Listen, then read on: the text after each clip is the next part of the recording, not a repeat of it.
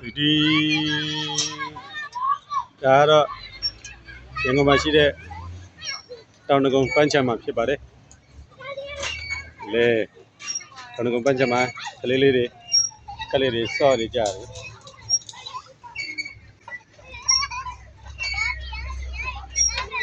ဟေးယာ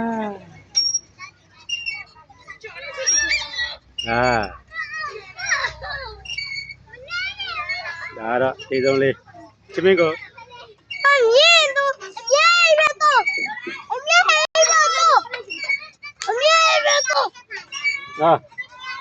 အမြင့်ဘက်တော့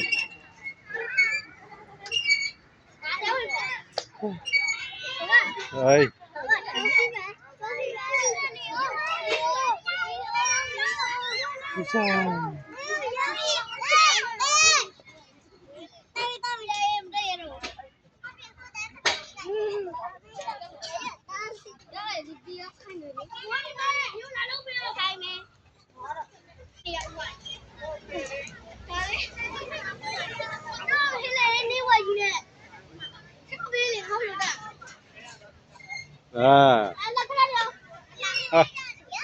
ဒါတွေစော့နေကြတာလေကွာ